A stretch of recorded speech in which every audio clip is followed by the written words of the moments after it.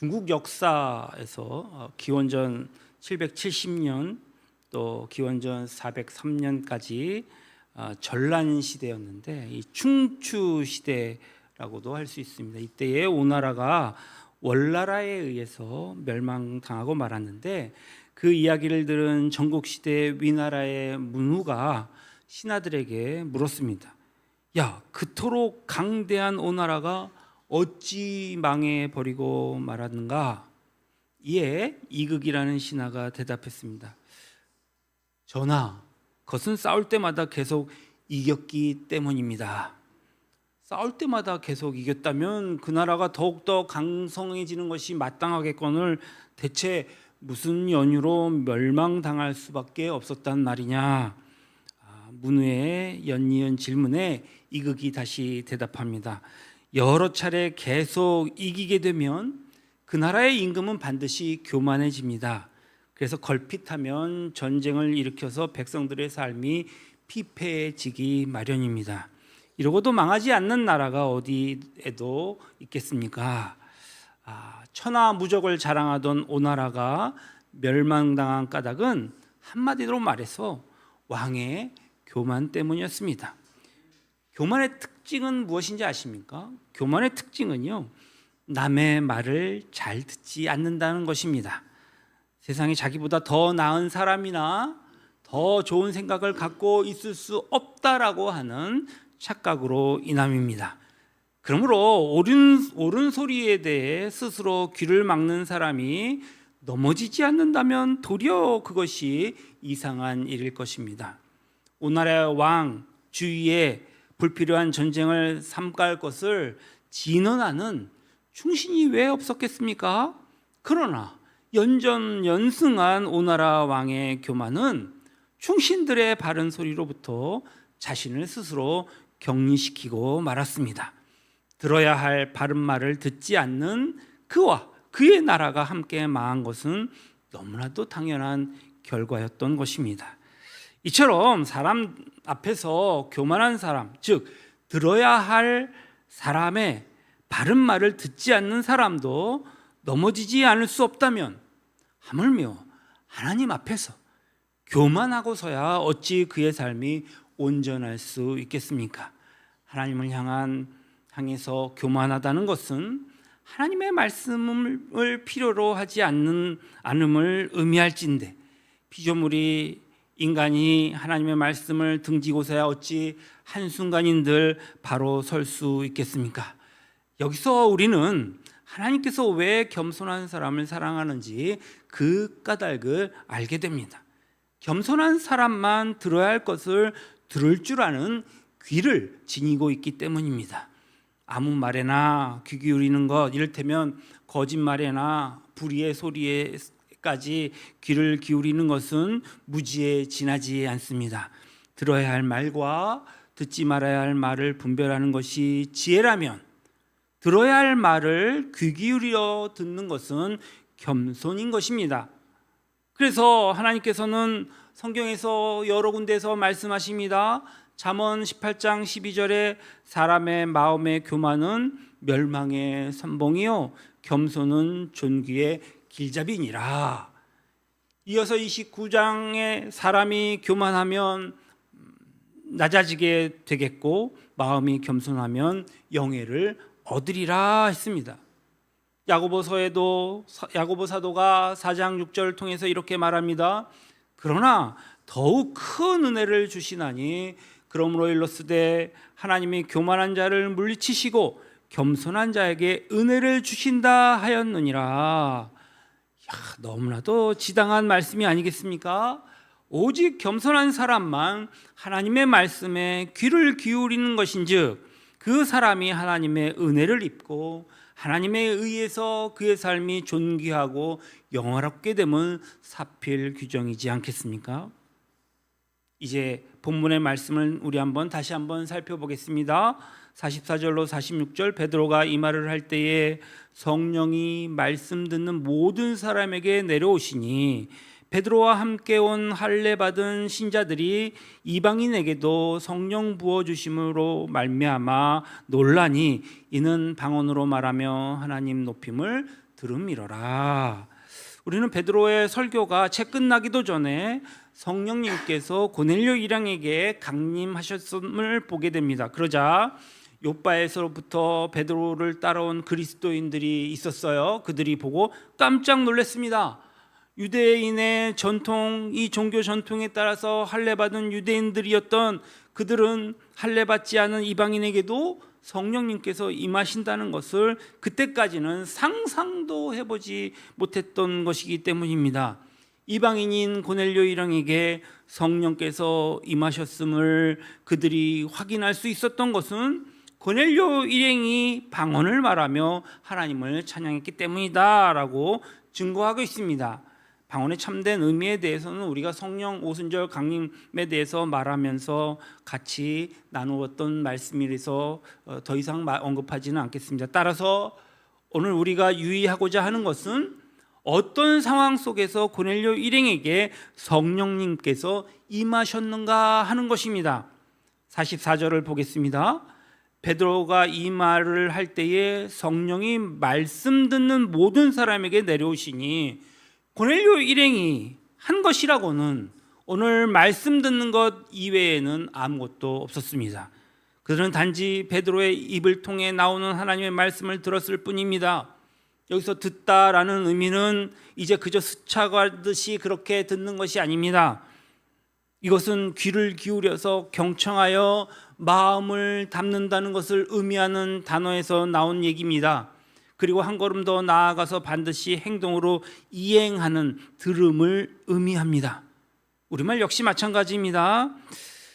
선생님이 한 학생을 가르쳐서 저 학생은 참 말을 잘 들어 라고 칭찬한다면 그 속에는 언제나 두 가지 의미가 동시에 내포되어 있습니다. 첫째는 이 선생님의 말을 한마디도 흘려버림 없이 귀를 기울여서 경청하여서 마음에 담는다는 의미가 있습니다. 둘째로 선생님이 말한 대로 행한다는 의미겠죠. 아무리 말을 해도 말한 대로 행하지 않는 사람을 가리켜서 우리는 뭐라 합니까? 야, 말 더럽게 안 듣네. 저 사람은 말 듣지 않아 라고 표현하는 건 역시 그런 이유에서일 것입니다. 오늘 고넬료 일행은 온 마음을 집중하여서 하나님의 말씀을 경청하고 마음에 담았다 했습니다. 단순히 호기심으로 인함이거나 그저 듣기 위함으로 듣는 것이 아니었습니다. 하나님의 말씀을 들음으로 그동안 자신들이 무엇을 모르고 있었는지 또 앞으로 어떻게 살아야 할 것인지를 알고 행하기 위해서 그들은 귀를 기울여서 경청하였던 것입니다. 한마디로 그들은 하나님 앞에서 전혀 교만한 사람들이 아니었습니다. 그들은 하나님 앞에서 더없이 겸손한 사람들이었던 것입니다. 하나님의 말씀을 한마디도 놓침없이 다 듣고 마음에 담으려고 어떻게 하면 그 말씀을 내 기억 속에 내 마음 속에 담을 수 있을까? 아주 낮고 낮은 마음으로 그 말씀을 듣는 그 낮은 마음의 소유자들이었다는 말씀입니다. 바로 그들에게 성령께서 임하셨으면 조금 더 이상한 일이 아니었습니다. 하나님의 영이신 성령께서 언제나 하나님의 말씀에 겸손하게 귀 기울이는 인간의 낮고 낮은 마음 속에 거하시기 때문입니다. 베드로가 고넬료 일행에게 설교한 요지에 대해서 이렇습니다.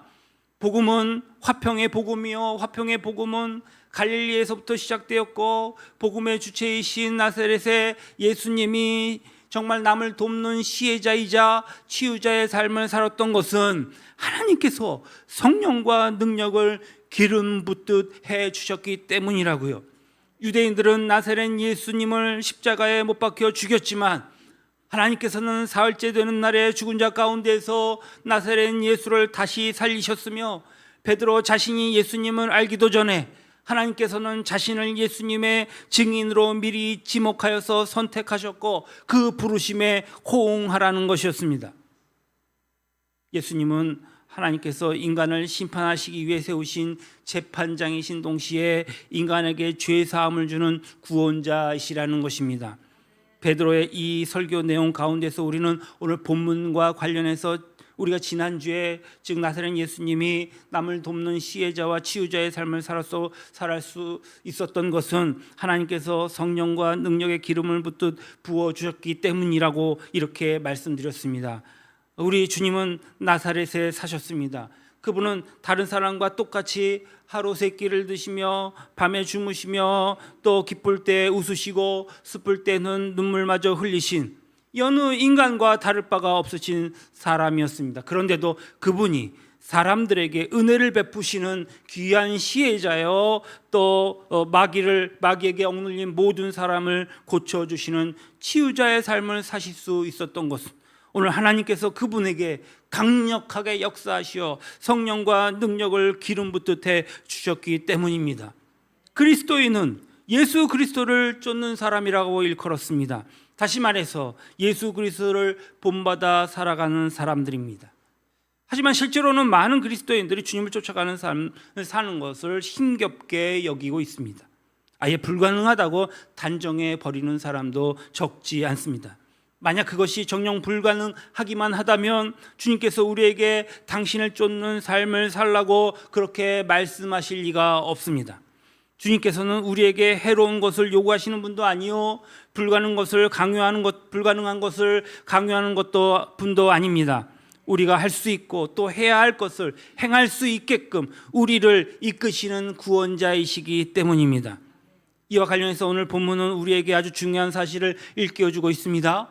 나사렛 사람이었던 예수께서 성경이 증거한 바대로 삶을 사셨던 것이 오늘 하나님께서 성령을 기름 붓듯 해주신 결과라면 우리 역시도 성령의 도우심 속에서 얼마든지 주님을 쫓고 닮아갈 수 있다는 것입니다.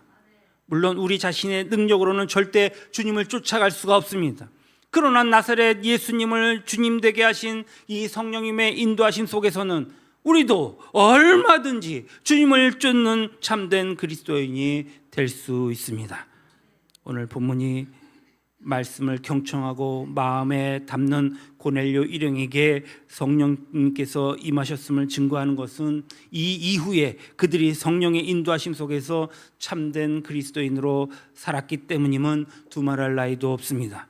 따라서 우리 역시 겸손하게 하나님의 말씀을 듣고 마음속에 담으면 고넬료 일행에게 임하셨던 성령님께서는 오늘 하나님의 말씀이 담긴 우리 심령 속에 거주하시면서 우리가 주님을 쫓아서 살 수 있도록 우리를 친히 인도해 주실 것임을 믿습니다.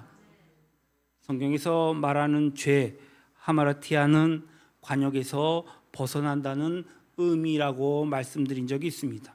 궁수의 시위를 떠난 화살이 관역을 벗어났다면, 빗나갔다면 잘못된 것이죠. 애당초 그릇된 겨냥을 했을 때에 잘못된 조준이었다고 생각합니다. 죄도 이와 같습니다. 하나님을 겨냥하지 않는 잘못된 조준된 마음 자체가 죄고, 살인, 강도, 직과 같은 이 범죄 행위는 잘못 조준된 죄의 마음이 수반한 그런 결과에 지나지 않습니다. 그러므로 살인, 강도와 같은 범죄 행위에 대한 심판은 세상의 법정이 담당할 몫입니다. 그렇다면 하나님의 심판은 잘못되게 조준된 인간의 마음에 대한 심판을 말씀하고 계시는 것일 것입니다. 하나님께서는 언제나 인간의 외모가 아니라 인간의 중심을 보시는 분이기 때문입니다. 따라서 성령님께서 낮고 겸손한 마음으로 하나님의 말씀에 귀를 기울여 듣고 그 말씀을 마음속에 담아서 살아가는 사람과 함께 하시면 그를 바로 세워주시는 것은 성령의 논리상 필연적일 수밖에 없습니다. 그 이유는 역시 하나님께서 인간의 중심, 즉 인간의 마음을 보시는 분이기 때문입니다. 그래서 주님께서는 외적인 삶에만 관심을 지닌 오늘 바리새인과 서기관들을 다음과 같이 꾸짖으십니다. 마태복음 23장 25절로 28절입니다. 화 있을진저 외식하는 서기관들과 바리새인들이여, 잔과 대접에 겉은 깨끗이 하되 그 안에는 탐욕과 방탕으로 가득하게 하는도다. 눈먼 바리새인들이여, 너는 먼저 안을 깨끗이 하라. 그리하면 겉도 깨끗하리라. 화 있을진저 외식하는 서기관들과 바리새인들이여, 회칠한 무덤 같으니 겉으로는 아름답게 보이나 그 안에는 죽은 사람의 뼈와 모든 더러운 것이 가득하도다. 이와 같이 너희도 겉으로는 사람에게 옳게 보이되 안으로는 외식과 불법이 가득하다.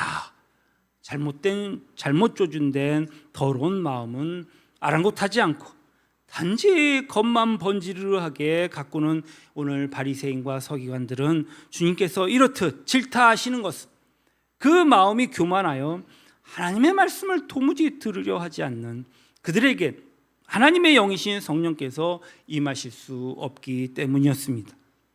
성령님께서 임하시지 않는 그들은 겉으로는 아무리 그럴듯해 보여도 실은 움직이는 공동묘지에 지나지 않았습니다. 제가 읽은 책의 글을 소개하려고 합니다. 부제가 달렸는데 열려진 창 그 너머에서 들려오는 소리라는 사진에 대한 글입니다. 닫힌 창은 어떻습니까? 단절의 상징입니다. 창의 안쪽과 바깥쪽은 닫힌 창으로 인해서 완전히 별개의 세계로 분리되어 있습니다. 지금 우리는 시원하게 지금 예배를 드리고 있지만 밖은 무더운 날씨가 계속 진행되고 있기 때문에 우리는 사실 알지는 못하지만 엄청난 분리를 이제 당하고 있는 것입니다. 그러나 창문을 열면 열려진 그 작은 창을 통해서 창 안쪽은 그 바깥쪽 세상과 연결되고 바깥쪽의 모든 것을 얻게 되는 것이지요. 예를 들면 만약에 깊은 산속에 있다면 조그만 창을 열었을 때에 아주 신선한 공기를 얻을 수 있습니다. 또 새들의 청아한 노랫소리도 얻습니다.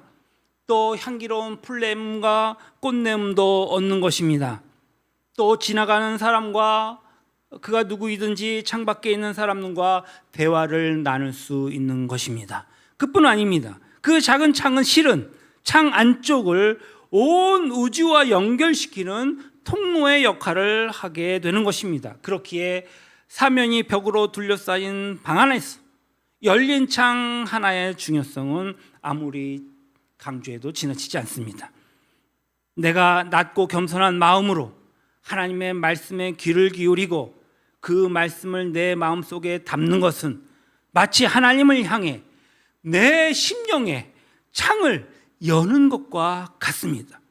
나는 그 창을 통해서 하나님을 만나고 하나님의 영이신 성령님께서는 그 창을 통해서 내 속에 들어오셔서 내 안에 내주하시면서 당신의 능력으로 나를 날로 새로이 빚어주시는 것입니다. 그 창을 통해서 나는 예수 그리스도를 배우고 쫓고 닮아갈 수 있는 것입니다.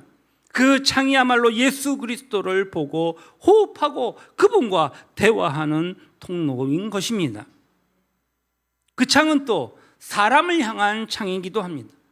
하나님의 말씀 속에 성령의 전이 된 그 심령의 창은 나와는 전혀 다른 사람을 받아들이며 수용하는 창일 수도 있습니다.